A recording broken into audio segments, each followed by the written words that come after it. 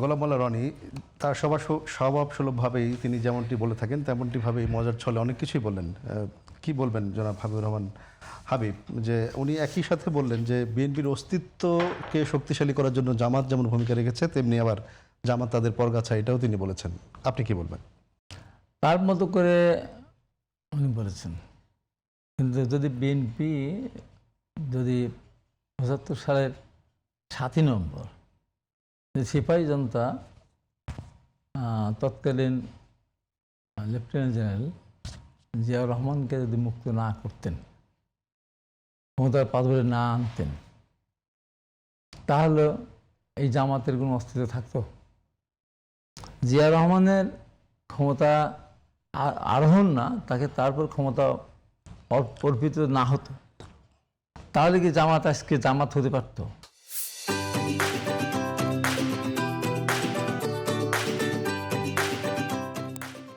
তাহলে বলেন, তাহলে জামাত বিএনপিকে অস্তিত্ব কি করে?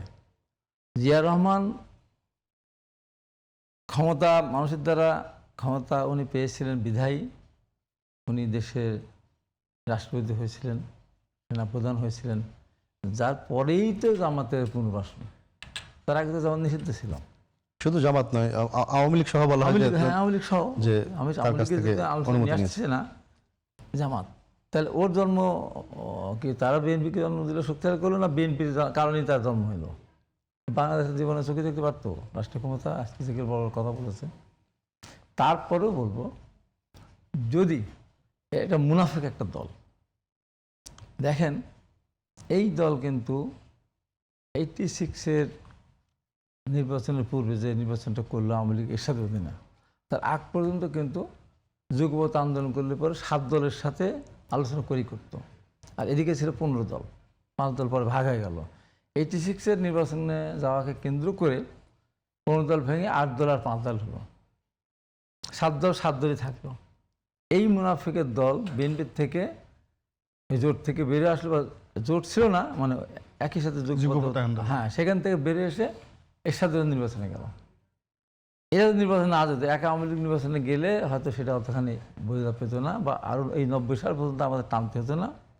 সেলিম দেলারের জীবন গিয়েছিল 83 সালে, কিন্তু নূর হোসেন ডাক্তার মিলন জিহাদের জীবনটা যেত না, তাদেরকে সাথে বিদায় হতো।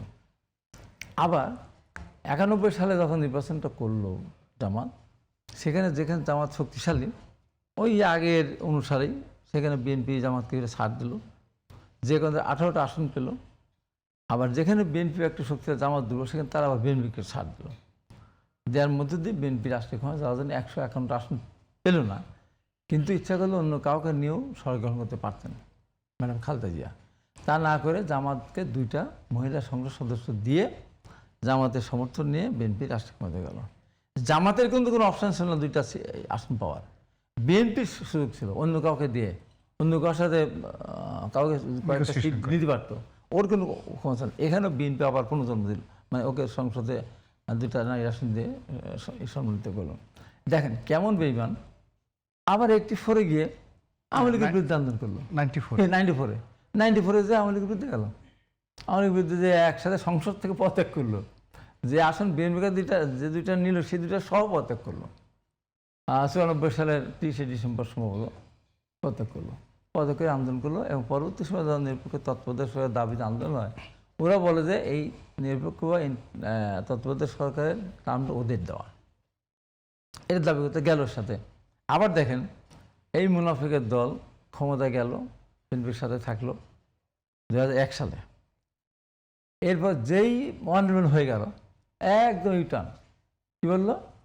আমরা 2জন মন্ত্রী ছিল, আমাদের তো গ্রেপ্তার করে না, তারেক রহমান অন্যায় করেছে, তারেক রহমান দুর্নীতি করেছে, তাই তো তাকে গ্রেপ্তার করেছে, একদিন স্টেট বললো তারা।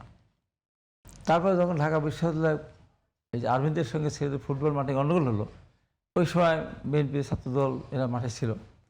আমি ওখানে গিয়েছিলাম, মৌলানা আব্দুল সুবহান আমাদের পাবনার সদস্য ছিলেন, উনি ভালো মানুষ ছিলেন ব্যক্তিগতভাবে। তো ওনার ওখানে গেলাম, উনি যাওয়ার পরে কথা একটা পর্যায়ে বললো, আমি বললাম যে আপনারা তো এ পর্যন্ত ম্যাডাম খালেদাদের সাথে একদিন ফোনে কথাও বলেন না, কেউ বলে নাই, জিজ্ঞাসাও করে না। আমি সর্বপ্রথম ম্যাডাম খালেদার সঙ্গে মৌলানা আব্দুল সুবহান সাহেবের কথা বলা দিলাম। এই 4 দলের জোটের কেউ ম্যাডাম খালেদার সাথে প্রথম যোগাযোগ করলেন আমার মাধ্যমে।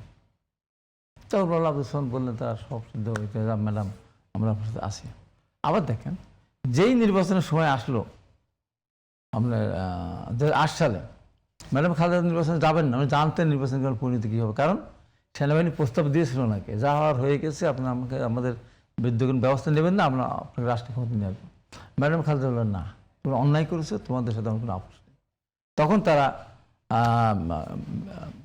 শেখ হাসিনার কাছে তারা গেল, যারও শেখ হাসিনা বলল তোমরা যা করো সব কিছু দিয়ে দেবো, কোনো সমস্যা না, তোমাদের কোনো অবস্থান নেবো না, ব্যবস্থা গ্রহণ করবো না। সেই ব্যবস্থা নিল না, তারা তখন সমর্থনটা দিয়ে দিল আওয়ামী লীগকে। এখন নির্বাচনের সামনে ম্যাডাম তো যাবেন না, জানেন না পরিণতিটা কী হবে। জামাত ইসলামের মুজাহিদ এরা সব গেলেন গুলশান অফিসে, গিয়ে স্ট্রেট ম্যাডামকে বলে, ম্যাডাম আমরা নির্বাচনে যাব, আপনার কাছে এসেছি, তো আপনার কী মতামত? ম্যাডাম বললেন দেখেন নির্বাচনে যাওয়াটা ঠিক হবে না। ও বলতেছে কি নির্বাচন আমরা যাবো, আপনার ম্যাডাম বললেন যে ঠিক আছে আপনি বসেন, চা খান। না ম্যাডাম আমাদের জরুরি কাজ আছে, আপনি যদি নির্বাচনে যান তাহলে এবার আমরা বলবো, তাহলে আমরা বলবো না। তো ম্যাডাম বললেন আচ্ছা ঠিক আছে বসেন। তারপরে ম্যাডাম বললেন নির্বাচনে যাবেন তো, আমাকে দেবে 30 আসন, 30 সিট, আপনার দেবে 3টা। দেখেন ম্যাডাম 2008 সালে নির্বাচন আগে বললেন, ম্যাডামও 30টা পেলেন না 29টা পেলেন, ওরা 3টা পেলেন, 2টা পেল। কেন ম্যাডাম গেলেন তাতে ব্যাখ্যা আছে। তখন মান্নান ভূঁইয়া, ওলি আহমেদ বিশ্বদের একদিকে এবং জাতীয় পার্টি এবং এই জামাত একসাথে একটা অ্যালায়েন্স করে আওয়ামী লীগের সাথে করে নির্বাচন করবে। তখন এই প্রতীকটা, তখন তো ধানের শীর্ষ দিয়ে দেবে, তখন নির্বাচন না যায়, তখন মান্নান ভূঁইয়া সেক্রেটারি ছিল, তাদের কাছে চলে যায়। এই প্রতীক ঠিক রাখার জন্য ম্যাডাম সেদিন নির্বাচন গেলেন। পরিণতিটা কী হলো? মাত্র 29, যেটা যে বিএনপি 185 আসন পেল 2001 সালে, সেই বিএনপি 2008 সালে গিয়ে মাত্র 29 আসন পেল এই জামাতের কারণে। তারপর দেখেন আবার নতুন করে যখন ধরেন আবার শুরু হলো, একটা পর্যায়ে গিয়ে নির্বাচন হেরিটেজ, এরপর দেখেন আবার 2018 সালে এই জামাতকে কিন্তু বিএনপি ধানের শীষ দিল। আমি তো পারতেছিলাম 28 সালে। আমি আপনাকে আজকে স্পষ্ট করব, যদি বিএনপি সেদিনে 25টা আসন জামাতকে না দিত, তাহলে বিএনপি 7টা আসন পায় না, মিনিমাম 50-60টা বা 70 আসন পেত। যেই দিল, আমি তো নির্বাচন করেছি, প্রশাসনের কথা আর পারলাম না, আবার জামাত এদের সাথে করে ক্ষমতা যাবেন, হবে না।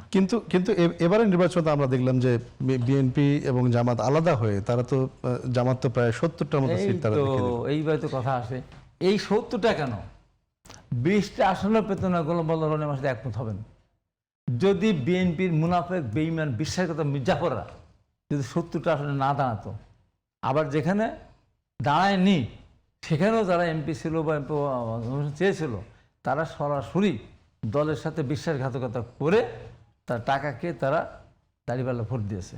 এই ভোটটা এই 70টা না দাঁড়ালে তো সিট আছে 20টা আসতো না তো, আমার ওখানে 20-50 হাজার ভোটে জিততাম, পাবনা 3-এ জিততো, আমাদের বিদ্রোহী প্রার্থী ছিল তো, এবং সারা বাংলাদেশে এই ঘটনাটা। এবং তারপরেও আওয়ামী লীগের একটা অংশ, আমার কিন্তু আওয়ামী লীগের যিনি মেয়র ছিলেন, সাবেক মেয়র ইসাম আলদা, সে আমাদের ক্যান্ডিডেট হলো আপন ভাইরা, 5 তারিখ করে তার গাড়ি তার ওখানেই ছিল।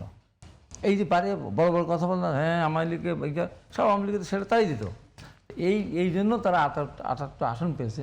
এখন ধরেন কোনো কারণে কোনোভাবে আওয়ামী লীগের রাজনীতি নিষিদ্ধ মানে কার্যক্রম নিষিদ্ধ, আওয়ামী লীগ নিষিদ্ধ না, যদি কোনো কারণে ধরেন আওয়ামী লীগের কার্যক্রম যদি আবার চালু হয় এবং 4 বছর 5 বছর পর নির্বাচন হয়, ওই নির্বাচনে যদি আওয়ামী লীগ আসে, আবার তাহলে এর আসন বেশি নিশ্চিত চলে আসবে।